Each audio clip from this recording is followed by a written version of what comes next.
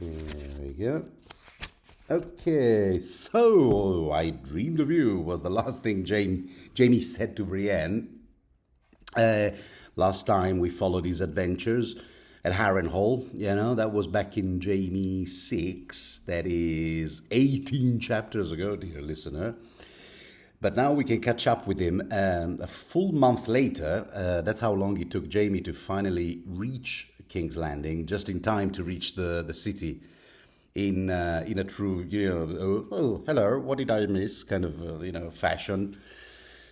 Now, how do we know it's been a month since Jaime left Harrenhal with Brienne en route to King's Landing? How do we know that? Let's turn to our trusty document, the most precise ASOIAF timeline in existence. It's a timeline, it's a spreadsheet that you can find online, penned by a certain Reddit member, goes by the name Private Major, although I suspect it's a collective enterprise. I believe Alan Feldman of the Milanese Blot is also involved. Anyway, we know that the first time Jaime left Harrenhal, sans Brienne, the first time, Roose Bolton also left the castle at roughly the same time. Then Jaime headed back to Harrenhal the next day, we know that, while Roose kept heading to the twins for Edmure and Rosalind's wedding. Now, the Red Wedding took place 12 days later. That's what it says on the timeline, although I'm not quite sure how they figure that one out. And we remember then that when news of the Red Wedding reached the small council, Joffrey was still very much alive and unwedded. You'll remember, I'm gonna get Sansa to kiss her brother's severed head. I'm gonna serve it to her at the wedding. Yeah, you remember those bits. How charming. In fact, that small council where the news of the Red Wedding was, delivered, that meeting, it was actually like a small council light. It was just Tywin, Tyrion, Cersei, Joffrey, Pycelle. A small council. That was back in Tyrion 6. Anyway, that took place 2 days prior to the Purple Wedding, apparently. I'm just reading straight from the timeline. So now, Jaime is about to enter King's Landing 3 days after Joffrey's death at the Purple Wedding, which the timeline document spreadsheet type thing places exactly 1 month after the I Dreamed of You line. Well, I just have to take the timeline's word for it, because without it, the only thing I would be certain of would be that Jaime 5, 6, the previous Jaime, sorry, it took place before the Red Wedding, and that's all pretty much all I know. And Jaime 7 here is taking place after the Purple Wedding. We don't have that many more, references or shall we say landmark in the timeline. So how many days have elapsed between Jaime 6 and 7? This was a long and twisted way of saying I don't really know, but the timeline says a month, and we'll take their word for it. Right. Welcome, dear listener, to the confused and incoherent ramblings of an insane person online, me.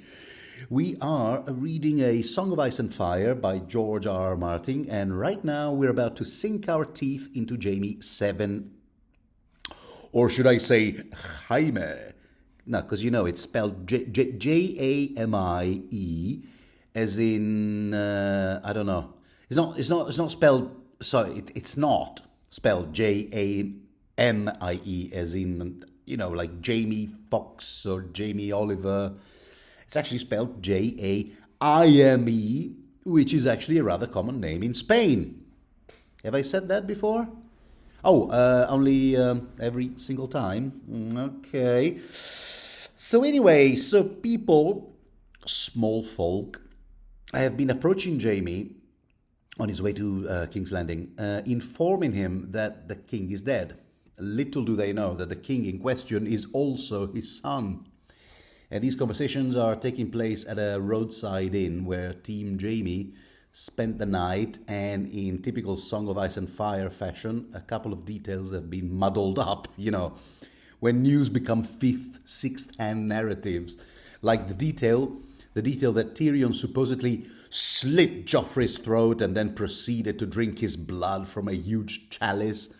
Yeah, what? And everybody just stood by, like, oh, look what's happening. Oh, isn't that a trifle odd? Yeah, right, come on. Does that sound plausible? Even, given how, the amount of hatred and fear that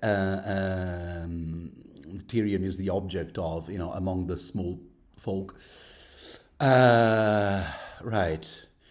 Slitting Joffrey's throat and drinking his blood from a chalice. I don't remember reading that in the Purple Wedding chapter. There was a chalice, yeah, okay, granted, there was a chalice that I do remember. And what a fine conversation starter that was. But anyway, according to some, Sansa Stark was also involved in the murder, employing a bit of warging magic, apparently, with a dire wolf right before disappearing in a puff of smoke. Yeah. Small folk really do enjoy embellishing those tales. And in the middle of all that, Jaime's sitting there, thinking, holy crap, my firstborn son, gone, damn. Well, he can't really recall what Joffrey even looks like. I mean, it's been a while. It's Cersei he keeps thinking about, in tears, looking to Jaime for comfort. That's it's her face that keeps appearing in his mind. So next day, we're approaching the city, and we're given a sense of proportions of major cities in Westeros and their respective smells. Every city having a distinctive smell. Because Steelshank, the commander of the platoon escorting Jaime, is complaining about the foul smell. So Jaime's telling him, well, King's Landing is a huge city after all. What are you going to do? Plumbing, sewers, garbage. It's the biggest city you've ever visited if the biggest city you've ever visited is White Harbor. And White Harbor size, is like, let's see if I can put it in terms you'll understand. Let me put it this way. White Harbor is Tyrion, and King's Landing is Gregor Clegane. Get the metaphor? Or should I say mathematical proportion? As in X is to Y what A is to B. Or X over Y equals A over B. Have you ever done those things? All right. Moving on. So Jaime's struggling with his thoughts. Not so much the notion of Tyrion being Joffrey's murderer, because he doesn't think that. He doesn't buy it. But Joffrey himself, being gone, and Jaime incapable of feeling any sadness, any fatherly sadness. Because he was never a father to Joffrey, and let's face it, he was pretty much just a sperm donor, really, in his own words. Robert was welcome to him, that's what he said, to himself at the time. That's what Jaime thought, at the time when Joffrey was born. Everyone believed he was a Baratheon byproduct through and through, he thought, let everybody keep believing that. At the time, he remembers Cersei wouldn't even allow him to hold Joffrey because it would have looked weird. And Jaime never exactly lost any sleep over not having that, fatherly privilege. So, and right now, there he is, unable to decide which he loathes more, whether Qyburn's attempt attempts to start, casual conversations. Nice weather we're having now. Kyburn, what a guy. Or Brienne's, sulking silences. In fact, with Brienne, the old animosity has practically resurfaced again, almost as soon as they left the Harrenhal. So you see, he keeps telling himself, ugh, is there anyone more boring than this gal over here? And yet, he can't stop thinking about her, huh? What's that about, Jaime? See, he still feels like galloping next to her to remind her that her mission is basically over, since Jaime is about to be delivered to King's Landing, to his family. But no, that was only half her mission, because Brienne promised Catelyn she would return her daughters to Catelyn. But it's not clear where she's supposed to deliver them now, because since they are, since they now that they know that Catelyn is dead, and Robb, and a whole bunch of other Northerners. See, they found out about the Red Wedding in a place called Brindlewood. Lots of traffic in that place, by the way, as men from Clement Piper passed through there as well, under a peace banner, to King's Landing, to bend the knee, since Clement's son Mark Piper is currently being held captive at the Twins, along with Edmure. And so anyway, ever since Brienne learned the news of the Red Wedding, she went into a depression of sorts. And you can sort of see why, because first she swears her sword to Renly Baratheon, he gets killed. Then she swears her sword to Catelyn Stark, she gets killed. Holy shit, I hope she never decides to enter my services, because that wouldn't look good. I would start worrying and, looking behind over my shoulders. But I found an interesting passage here in the text. Here, let me read it to you. Where George talks of how they heard the news.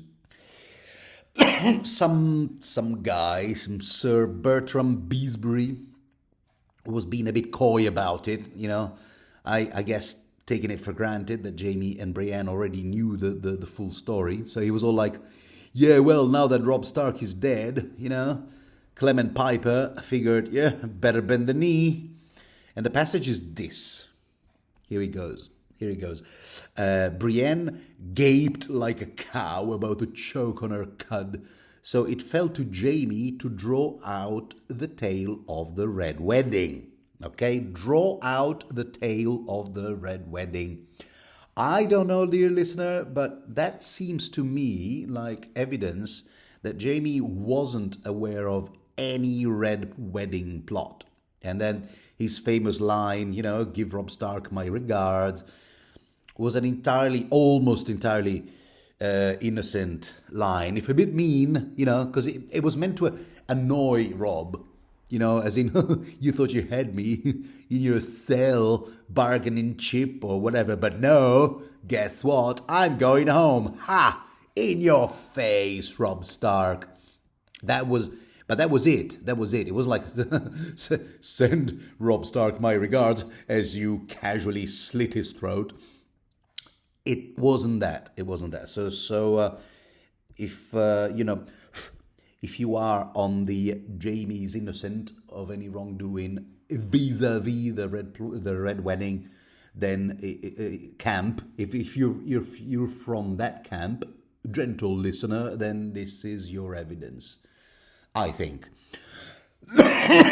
So yeah, give Robb Stark my regards. It was a bit mean, but nothing more than that. It's a bit childish, but that was it. It seems we have proof here that Roose Bolton, didn't share any of the plans with Jaime. It was just a thing between him and Tywin, and the Freys, and a whole bunch of other people involved in the conspiracy, obviously. But not Jaime. He was out of the loop. Be it as it may, Brienne has been beyond cheering up ever since, and even Jaime tried to tell her that, hey, it's not the end of the world. Every great family has unruly bannermen ready to stab them in the back at the first opportunity. Look at it this way. The Boltons are to the Starks what the Rains and Tarbecks were to the Lannisters. My Jamie is really in the mood for mathematical proportions today. Yeah, like so, or what the Florents are to the Tyrells, or who have just gone and joined the other side in the war, or the Freys to the Tullys. No, still sad. Does that not help at all? Okay, right. Listen, hey, how about I have you return to Tarth? To your dad. Would you like that? Okay, maybe that's not the tone he's using, because that's, Would you like some ice cream then? Frozen yogurt? Yeah, you like that usually, don't you? But anyway, she's always like, meh, whatever. Or maybe I could get you a career here at court. What, like a damsel queen's companion type thing? Wearing a gown? Can you see me wearing a gown? All right, I suppose not. How about a career in the City Watch? Serving with all those murderers and oath breakers? I think not. How did she know that last part? I mean, assuming that she's referring to all those gold cloaks who, deserted right before the Battle of the Blackwater, as soon as they felt the heat, and Tywin, when they tried to return to their barracks, Tywin had the solution for them. Yeah, well, they broke their oath. Let's break their knees. Yeah, that's the kind of a guy Tywin is. We know about that. Nonetheless, so Jaime realizes there's no point in trying to cheer Brienne up. So he drives off, gallops away. And finally they get to the custom house, just outside the gate of the gods, where farmers are paying the tax, for entering the city with their produce, organic stuff and carrot juice and whatnot, which is where they learn that Tyrion was master of coin, hence that tax that was, imposed on farmers. And he was master of coin right until the day he was arrested on suspicion of murdering Joff. So he now has other troubles on his mind, other challenges to face, rather than other than balancing the cooked books left behind by Littlefinger. And apparently this tax, farmers market tax, was yet another one of his ploys to squeeze some more money to finance the port reconstruction and the most expensive wedding in the history of the Seven Kingdoms. So there was that, and then of course there was the the dwarf penny tax in brothels. You might remember Oberyn brought it up, and how do you even enforce that? Anyway, so yeah, the toll collector is like, oh, hi, yeah. Anything to declare? Who are you? So, what's the purpose of your visit? Yeah, it's Steelshank who does the talking here. Hi, yeah, we're just a bunch of Bolton men come to have a word with the Lord Hand. But the toll collector notices the white flag, the peace banner. So he goes, aha, to bend the knee, more like, huh? Move along. Yeah, he's kind of like a stormtrooper guy from Star Wars. You go, move along. And in King's Landing, all the usual, bustling activities in full swing. It's sort of turns into a different movie here, kind of like Life of Brian. The market square, complete with people preaching from soap boxes. In this case, it's a begging brother, praying for Joffrey. How about that? The drill, May the Father judge him justly. Because these begging brothers, fanatics of the Faith of the Seven, have been more and more of a of a thing in King's Landing ever since the war started, and they've been fleeing the countryside, to flock into the city. Every now and then, throughout A Clash of Kings, George reminded us that these guys' presence in King's Landing was swelling and swelling. And here in this book, we hear Oberyn say to Tyrion that he overheard a begging brother preaching in the street, because that's what they do. Preaching that Lord Tywin has made himself greater than King Aerys and that the gods will punish such pride and hubris.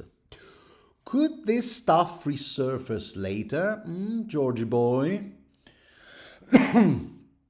The begging brothers looking not so kindly upon hubris and pride, and doing something about it. Anyway, so I'm being all coy and stuff in the off chance that you, dear listener, might be a first-time reader. Who knows? May be the case.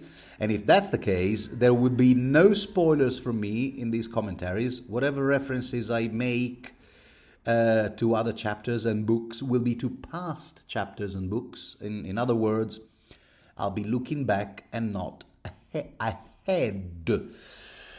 Yeah, there are all sorts of people in the streets, gold cloaks, in their blackmail, sex workers leaning out of windows with their bodices half unlaced, gutters redolent of night soil. I'm reading here literally 5 men trying to drag a dead horse from the mouth of an alley, as you do, and elsewhere a juggler spinning knives through the air to delight a throng of drunken Tyrell soldiers and small children.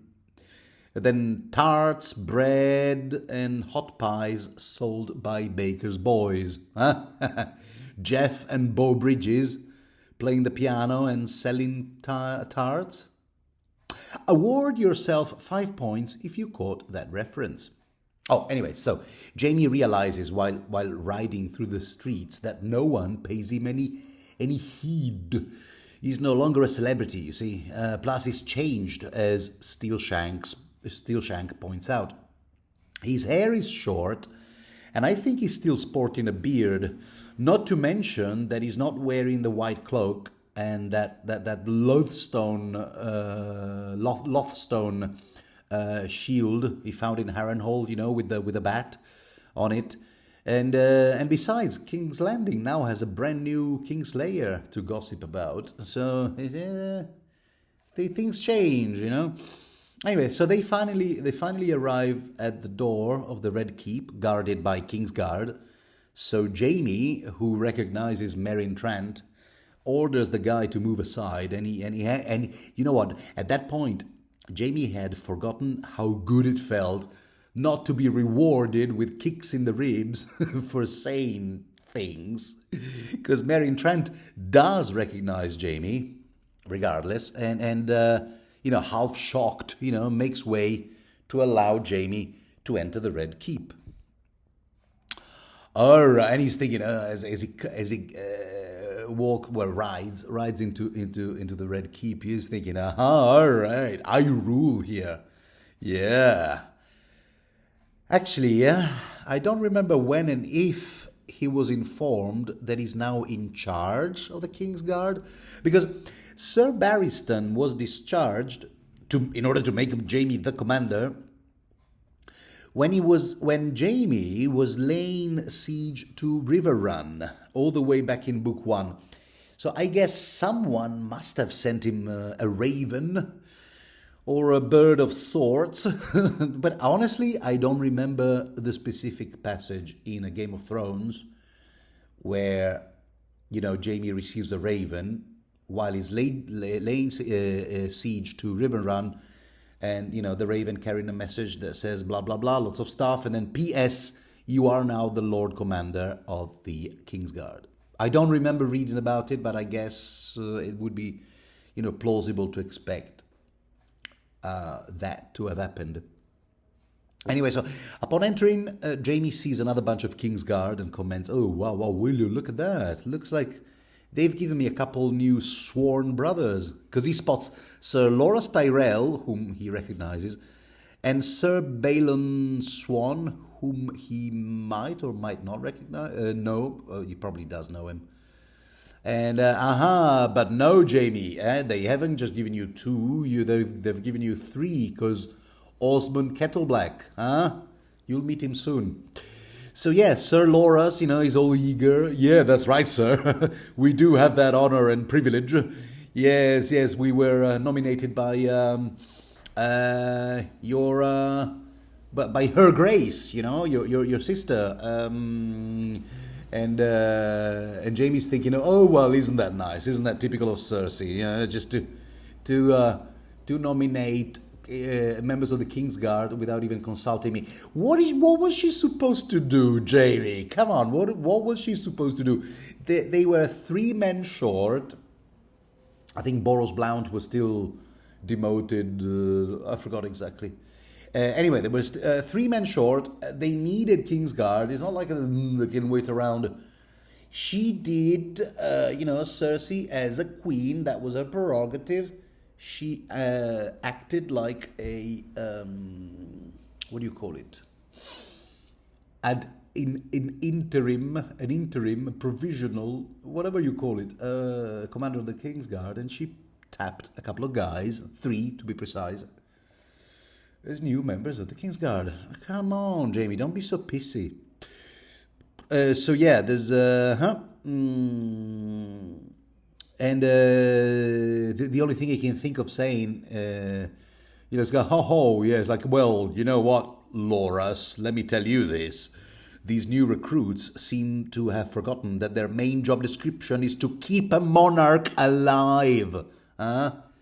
You guys have lost, what, like 2 kings since I was last in the city? I can't leave you guys for more than...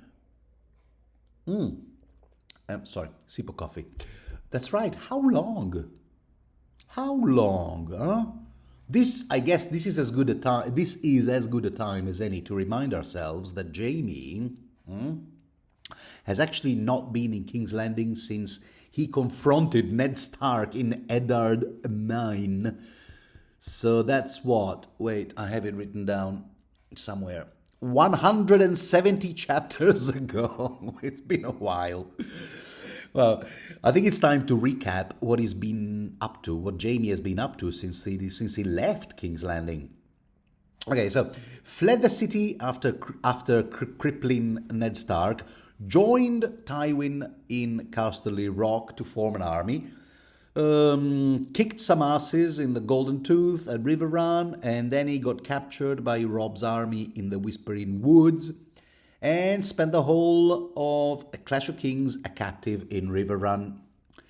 Tyrion did send a bunch of 007 type guys to extract him, but they got caught and hanged, like, immediately. Not very good 007 type guys. In fact, confession time, I came to this series long ago, to this series of novels, from the HBO TV series. Yes, guilty, that's right, I'm one of those. I'm one of them, yeah, I know. Not an original reader either. But nonetheless, no, here's why am I saying this? It's got a point, this whole thing. See if you can spot it. At my first reading, I don't know if you share this experience with me, dear listener. At my first reading, I remember being surprised at how little screen time Jamie actually gets in the first 2 books, given how practically ubiquitous he was in season 1 and 2 of the HBO TV series. And it's practically... Yes, you hear about him, he's talked about, but, it's like, where is he? And you finally get to see him through Catelyn's eyes. He finally gets a few lines. But yeah, and I was surprised. Because, obviously in the TV series, they want you to get attached or invested in characters. So they show them to you all the time. Screen time. But, especially in a Clash of Kings, it's just... It's just this presence that people talk about, Jamie. Anyway, so yeah, no, where was I? Yeah, we were recapping his trajectory, his story arc. So he's released by Catelyn in the end of A Clash of Kings, an event that sort of spells out the demise of House Stark, arguably. And he's been trying to reach King's Landing ever since. Shave and a haircut, 2 bits. Actually, haircut and no shave, so just 1 bit, I suppose. Then it's on the road, Inn of the Kneeling Man, with Brienne of Tarth and Cleos Frey. The latter dies a slapstick death, Cleos Frey. Then Maidenpool, Bloody Mummers, chop, chop, chop. There goes the sword hand. Then jacuzzi at Harrenhal, a dinner with Roose Bolton, James Bond style. And send Robb Stark my regards. Weird dream by a weirwood tree, weird wood dream, I guess you could say, himself and Brienne of Tarth, buttock naked, fighting ghosts or something like that. I don't remember. And then rescuing Brienne from Bart the bear. That was the name of the actual bear, Bart, who played the fierce beast, the Bloody Mummers mascot, shall we say. So yeah, and we're all caught up.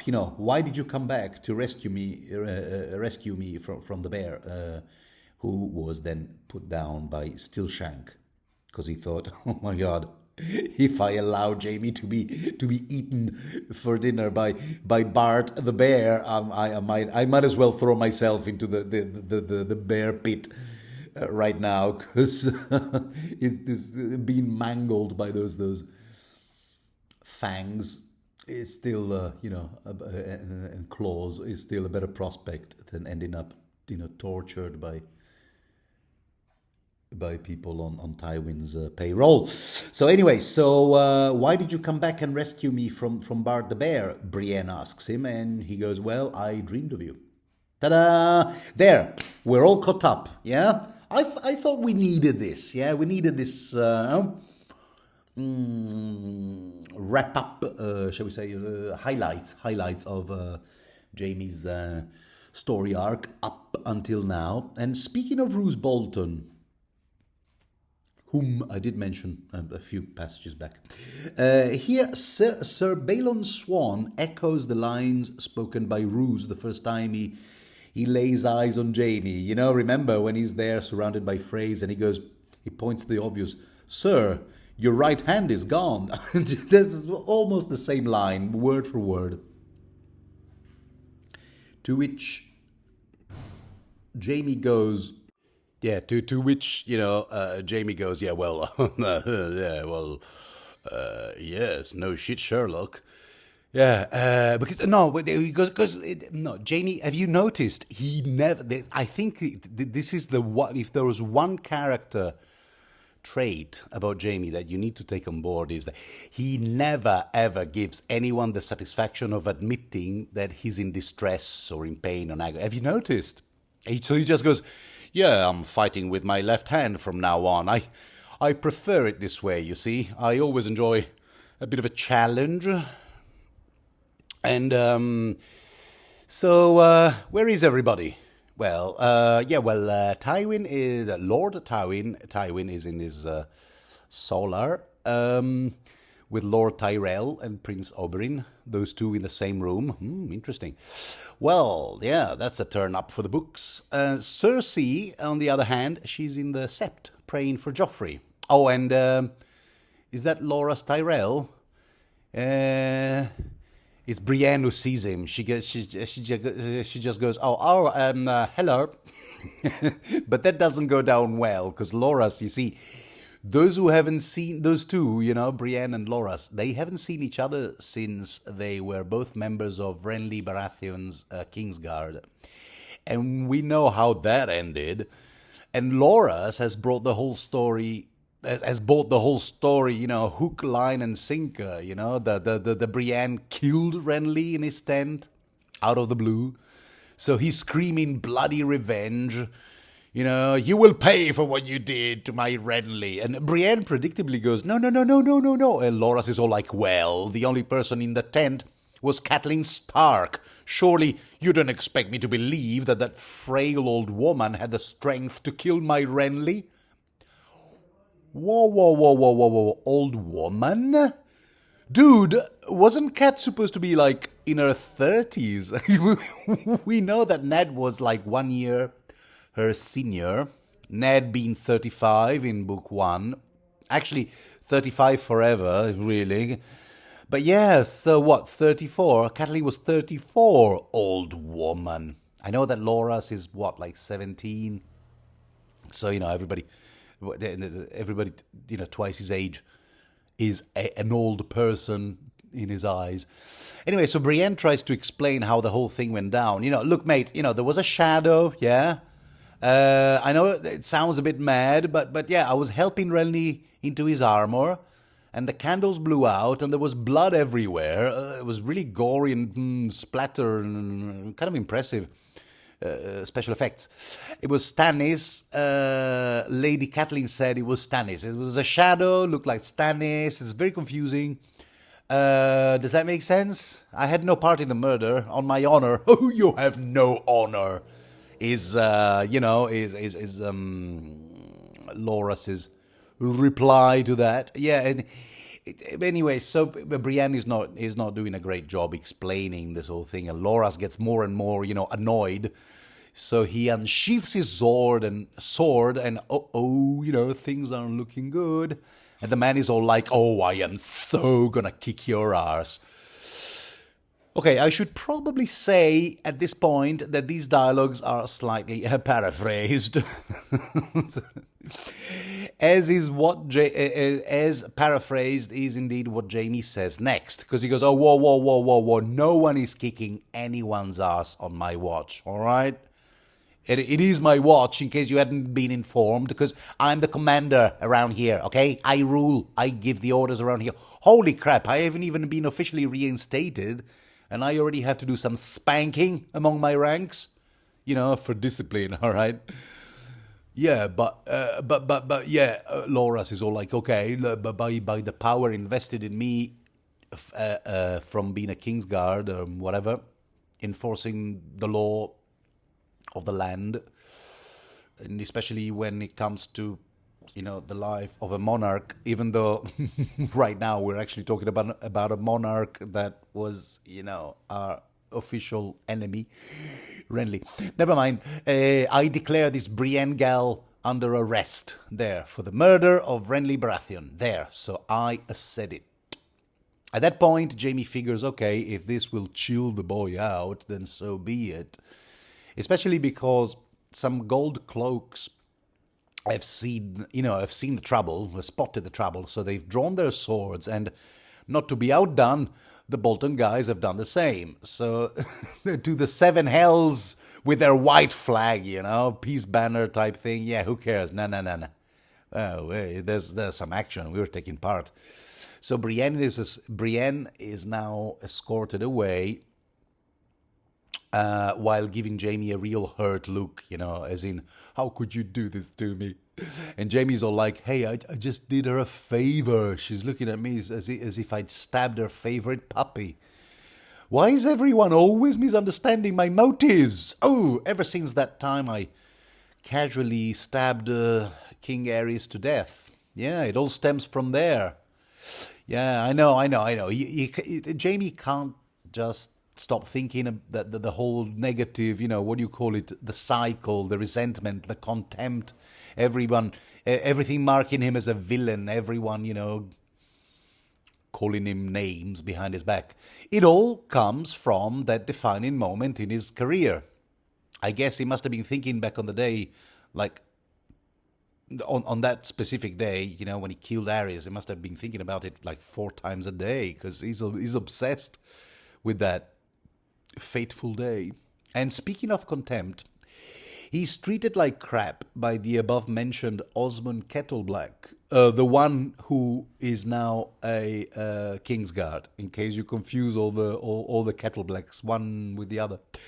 As Jaime is about to enter the Sept to see Cersei, he's greeted by a bit of the old, oh, just where do you think you're going, you filthy, stinking beggar. Also, you haven't both hands, and I do have both hands. Therefore, ha ha ha, sir, I laugh at you.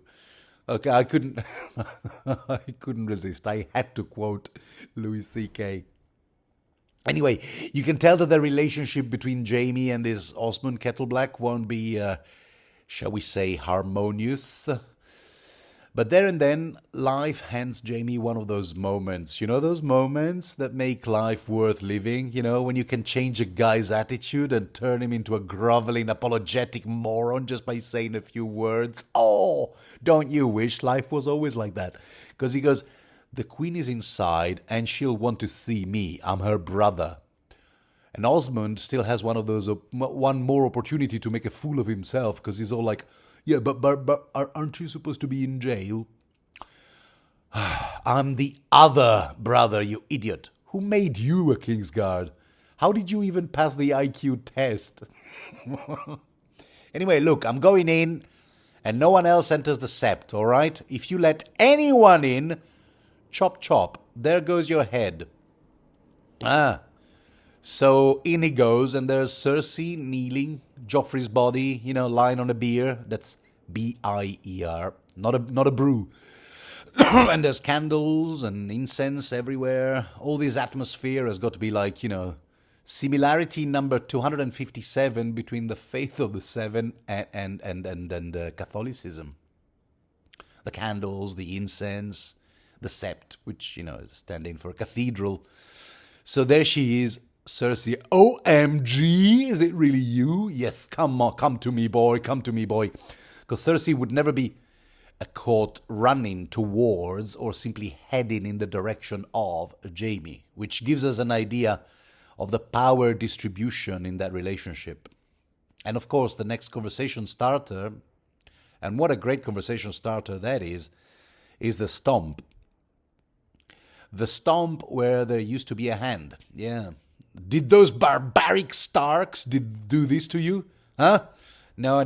Forget about the Starks. It was Vargo Hoat did this. Margot who now? So see, the name means nothing to her. But it would if only she'd been paying attention at those small council meetings. Because instead of trying so hard to assert her dominance with proud comments or whatever, you know, comments that didn't necessarily always fit the context. Because Tywin has been mentioning Vargo Hoat and his company of mercenaries, sellswords, since way back in Book 1, Tyrion 9 to be precise. So there. And surely that there must have been some kind of talk of those bloody mummers switching sides at some point, you know, back in A Clash of Kings when Tyrion was hand to the king. I realize that the only updates we have from the Brave Companions in A Clash of Kings are all from Arya's POV chapters. But surely there must have been a small council meeting where Vargo Hoat came up in conversation, even though, you know, it happened off screen. And Cersei would have, you know, benefited from listening instead of, you know. Well, maybe she was indisposed on that day when Vargo Hoat came up in conversation in the small council meeting. Maybe she was, maybe Tyrion had slipped her another laxative on that particular day. I don't know. I have no idea. Anyway, so the conversation switches back to Joffrey's lifeless body, you know, predictably, because what else would you be talking about? It is kind of like a wake in the sept, and it's really sad. It's a sad spectacle, you know. They've dressed him in his golden armor, the candlelight reflecting on his face, and Cersei is all like, "You do know it's Tyrion who whacked him, huh? Don't you? He once did say to me, loud and clear. He said that he would see that my joys would turn into ashes in my mouth. So yeah, revenge, because I mistreated a brothel worker that he was consorting with, apparently. You know, remember the whole Chataya business, when for some reason Cersei thought that Chataya or Alayaya, forgot, Yaya, was in fact Shay. Long story. It all did happen, actually, Clash of Kings, Tyrion 12. And here's the exact quote, if I may. Let me read it out to you. I have never liked you, Cersei, but you were my own sister, so I never did you harm. You have ended that. I will hurt you for this. I don't know how yet, but give me time. A day will come when you think yourself safe and happy, and suddenly your joy will turn to ashes in your mouth, and you'll know the debt is paid. Yep, so that's, there you have it. You see how easy it is to simply take any of Tyrion's numerous quotes out of context and paint him as a guilty without a shadow of doubt. And this will become even more evident at Tyrion's trial, which Cersei informs us will be held soon. Anyway, none of those comments would constitute evidence worthy of that name. Obviously, circumstantial evidence. But we know what kind of mummer farce trials are in Westeros, and that those are for highborn people. I guess small folk don't even get trials, just go straight to execution. Be it as it may, Jaime still refuses to believe Tyrion is guilty, and he won't bring himself to whacking his own brother before the trial even begins, and he says as much to Cersei. In fact, he's thinking, I love Tyrion, I was always good to him. Well, but for that one time.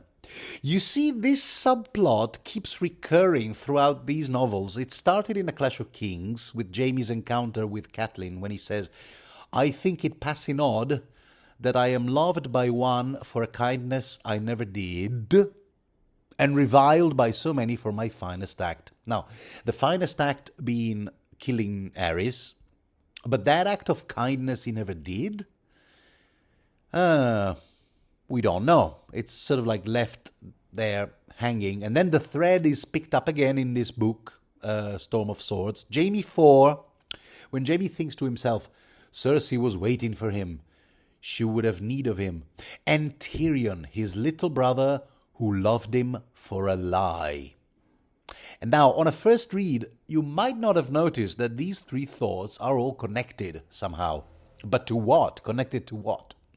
All we have to do, all we have to go on is that at some point, if you put them all together, you kind of like weave a narrative there.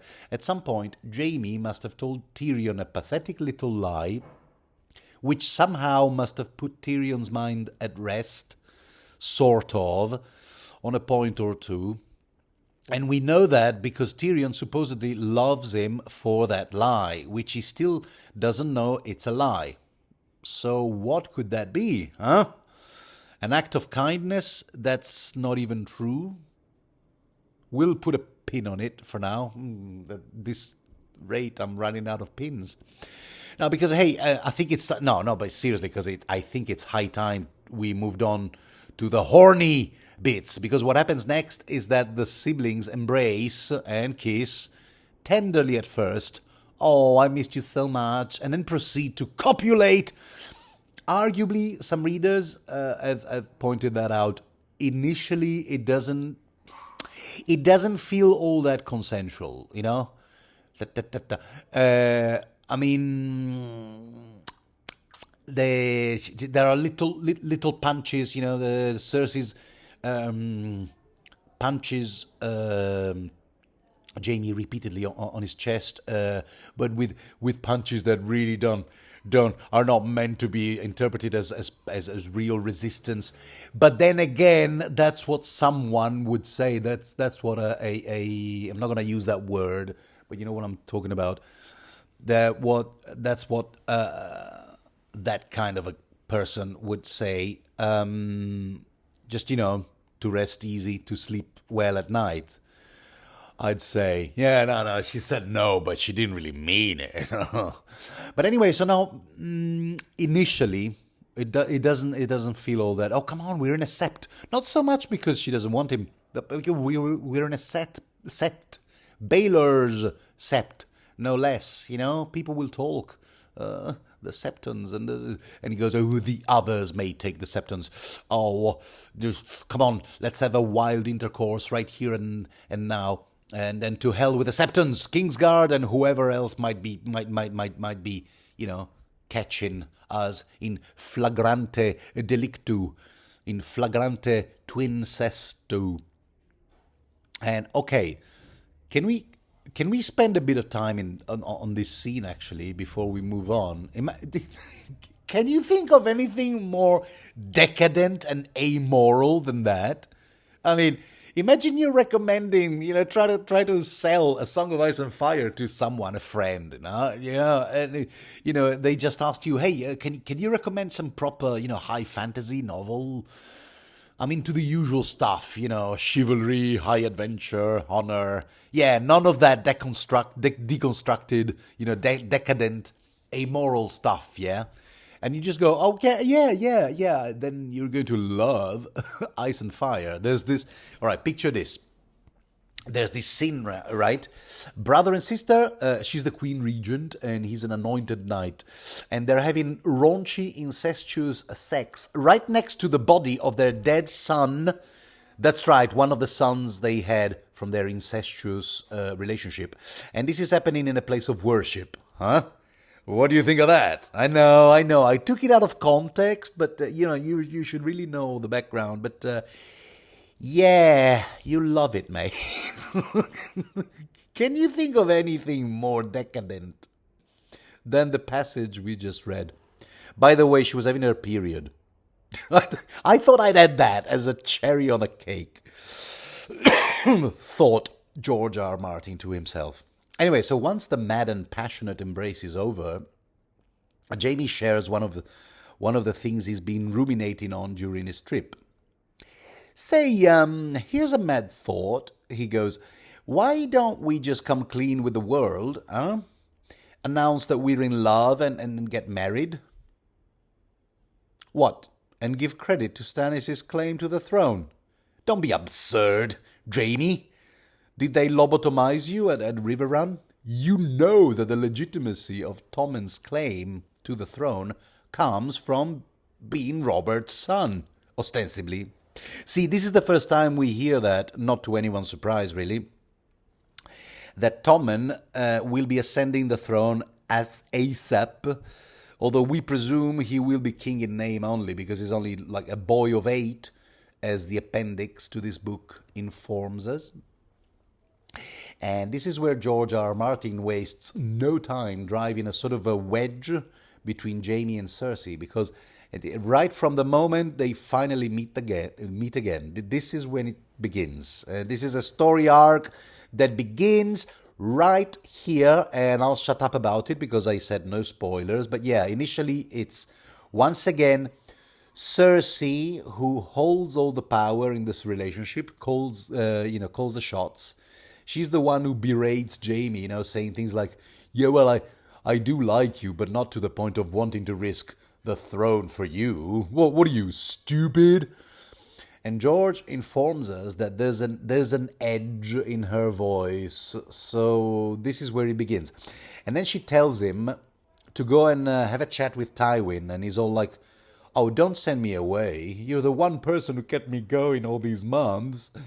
And she doubles down. Oh, go see father, you loser.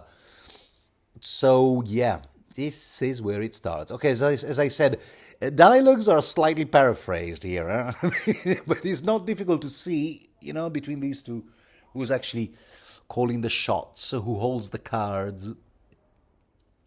And cut to Jaime in Tywin's Solar, Tower of the Hand, top floor, interior.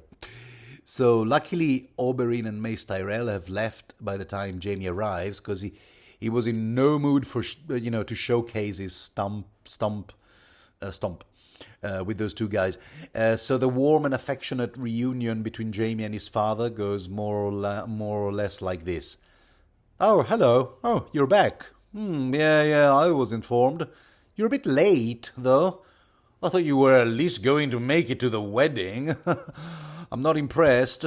Nah, that's okay. I don't lay all the blame on you. That's all right. Roose Bolton led me to believe you'd be here sooner. See, now that there are no secrets, just, yeah, Ruse and I, yeah, we're pals. Yeah, sorry, did I say warm and affectionate? Yeah, not, not exactly. Yeah, I know. Next, we learned something interesting. Apparently, Tywin sent out people looking for Jaime the minute he learned of his escape from River Run. How did he learn it? From Varys, who clearly must have spies in River Run. Makes you wonder, who are they? And so he sent out people looking for Jaime immediately when he learned of his escape from River Run. So and the people he sent out looking for Jaime were Sir Gregor Clegane, predictably, the Plum brothers, more on that later, and Samuel Spicer. Now, if you turn to the appendix at the end of this book, you'll find that this Samuel Spicer dude is none other than first cousin to Lady Sibel, who ostensibly was part of Robb Stark's extended family, ever since Robb married Lady Sibel's daughter, Jane Westerling.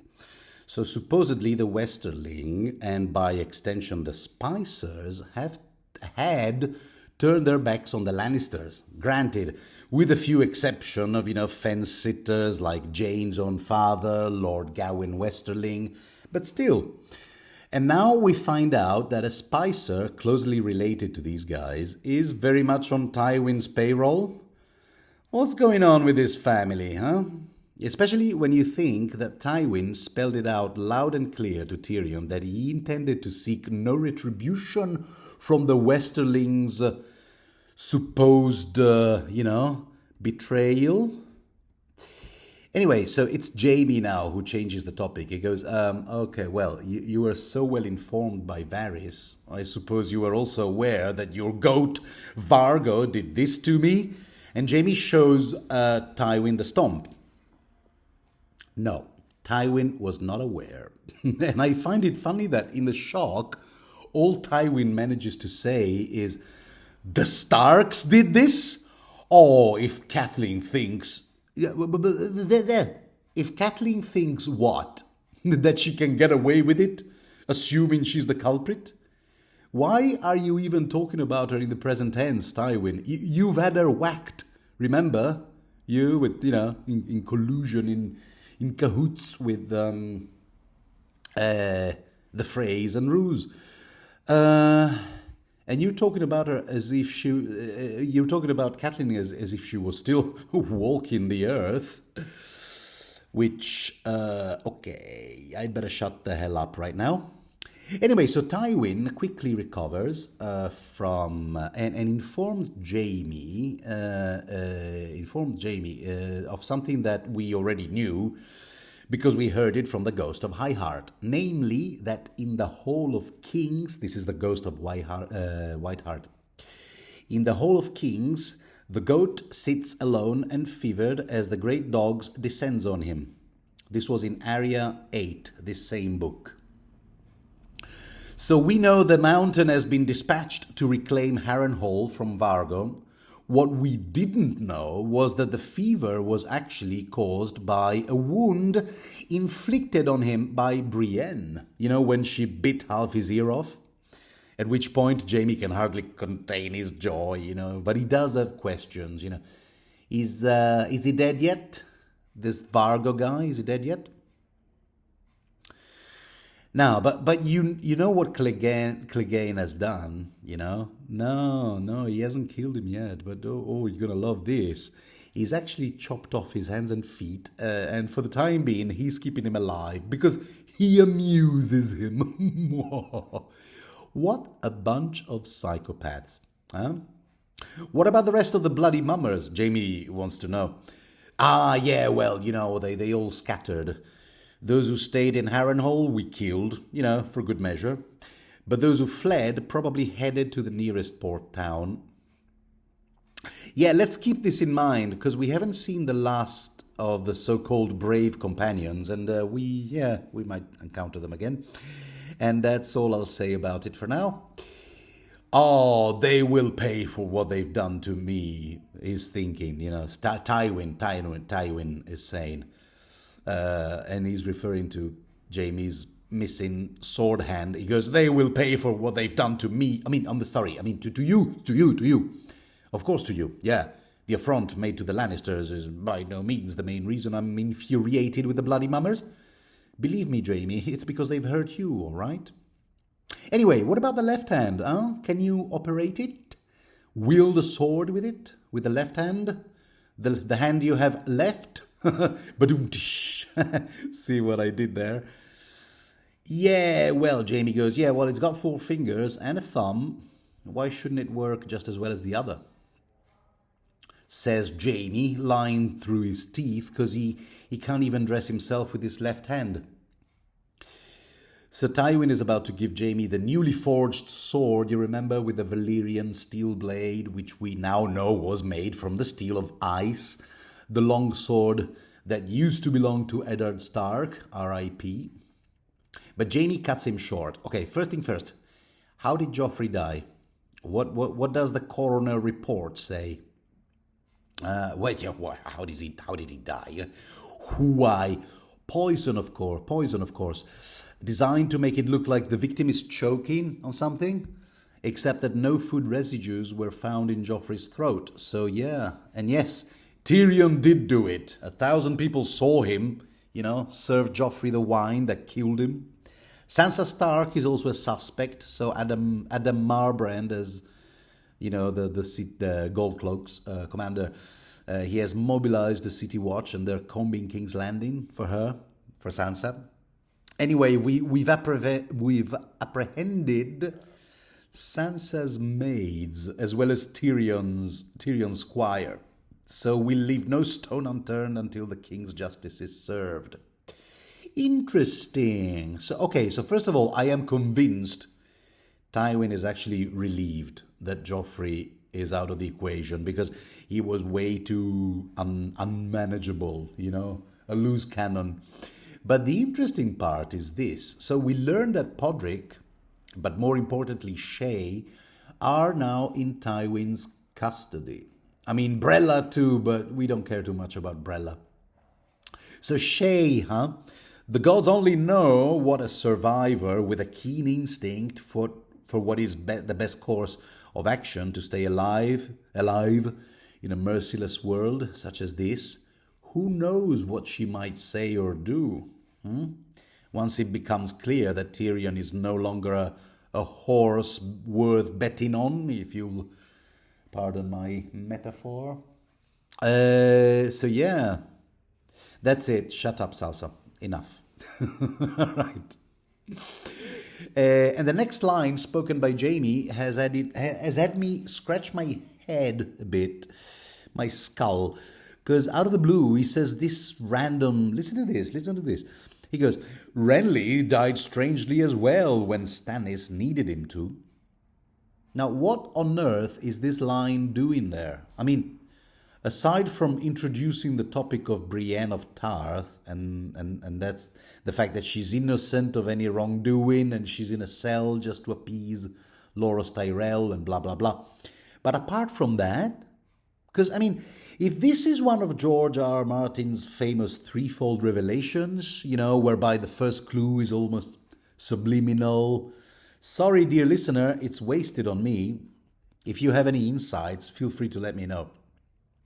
Unless, this is just me thinking aloud, there could be like a train of thoughts here. Okay, so Stannis' brother and foe was whacked by Melisandre's shadow baby assassin type thing. And in Melisandre's body count, we can also add Maester Cressen, although that's debatable, because it was Cressen who initiated the whole thing, plotting to kill Melisandre with poison, the very same poison that may or may not have been used to kill Joffrey.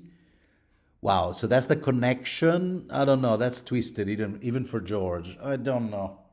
Dear listener, I'm sure there's a better explanation as to why Jaime brings up Renly's death out of the blue. Be it as it may, Tywin has zero time to waste on urban myths. He goes, yeah, well, Joffrey was killed by poison, not sorcery or whatever. And this is where he does a U-turn on the whole Jaime's left-hand situation, because he goes, yeah, oh, you said 4 fingers and a thumb, yeah, but so why shouldn't the left, I know, that's what you said, why shouldn't the left hand work just as well as the right hand? It seems to me that what you're saying, really, is that your left hand is useless. Which means you're unfit to keep serving under the King's Guard. So how about I get you discharged? Cersei has kind of like created a precedent here by discharging Barristan Selmy, which was a dumb idea, but there you go. Time to get back to the Lannister Corporation, huh, Jamie boy? Also, I'm in the mood for some matchmaking. We'll marry Cersei to Oberyn Martell, you to Marjorie, and then you'll take future King Tommen to Casterly Rock, train him properly, and as far away from his mother as possible, because she's insane. By the way, Casterly Rock, can I spend just a minute on how beautifully conceived that name is? Because it's so quintessentially Roman, If the Lannisters are a stand-in for the ancient Romans, think of the Crimson Cloaks, whatever, their ambitions and lions and things. Yeah, Then Casterly is a typical Roman name. Every time the Romans established a keep somewhere, a castle, the name they gave it was castrum, castra, if plural. And every town ending with the suffix Chester comes from castrum. So yeah, Casterly Rock, well coined, that name, Casterly Rock, which we haven't seen. We will probably never see it on these pages of the Song of Ice and Fire. Anyway, Jaime says no to all that repeatedly. No. And he's thinking, because we're in his head right now, he's thinking, this might actually be the first time I have some kind of agency. Well, apart from the time I killed Aerys, but that goes without saying, really. But the point is, I became a Kingsguard following Cersei's scheme, because she figured we'd be forever under one roof, and look how that turned out. Then Aerys, jumped at the idea just for the opportunity of subtracting me from my father. But did anyone ever ask me if I wanted to be a Kingsguard? Then everyone has been calling me Oathbreaker and worse ever since I did that thing, So guess what? This is an oath I am not going to break. There, I said it. You know what? Screw you, Tywin. There. I'm a Kingsguard for life. Sword hand or no sword hand. And I'm going to comb the good old white book, the big old white book of the Kingsguard, for a precedent, of someone serving under the Kingsguard with a missing limb. Because, I'm a stickler for jurisprudence. That's the new me. Deal with it. And let me tell you, this does not go down well with Tywin. We've learned this thing about Tywin. No half measures, like the minute he realized his hair was falling out, he shaved his head altogether. Just to give you an example. So this instance is no exception. He goes, all right, either you accept to be discharged and you're still my son, or you remain with the Kingsguard, in which case you're not my son anymore. You're just the commander of the Kingsguard as far as I'm concerned, so bye. Yeah. But what about the sword? The Valyrian blade sword? Which hasn't been given a name yet, because only its owner should give it a name, and its intended owner was indeed Jaime. I seem to remember what happens to it, actually. Okay, no, we'll just have to keep on reading. And keep on reading we will, dear listener, but for now we leave Jaime, because the chapter ends on this very first and last encounter between Jaime and Tywin. Wow, that's right. We're first and last so far. Shut up. Sasa. That's right. We had to go through 2 3/4 of a book to finally see the two of them, these two characters, together in the same room. I hope you enjoyed it as much as I did. It was great, a lot of fun, and wow, if you have made it this far, what can I say? Well, first of all, thank you for listening, and thank you for listening, and congratulations on your attention span. You made it this far. Well done, you. And I look well, if you and first of all, I look forward to reading to you again. Our next chapter is Davos. It's Davos POV, always a welcome one. And if you enjoy this kind of content, don't forget to do all of the things that people do under such circumstances. And speak to you soon. Bye.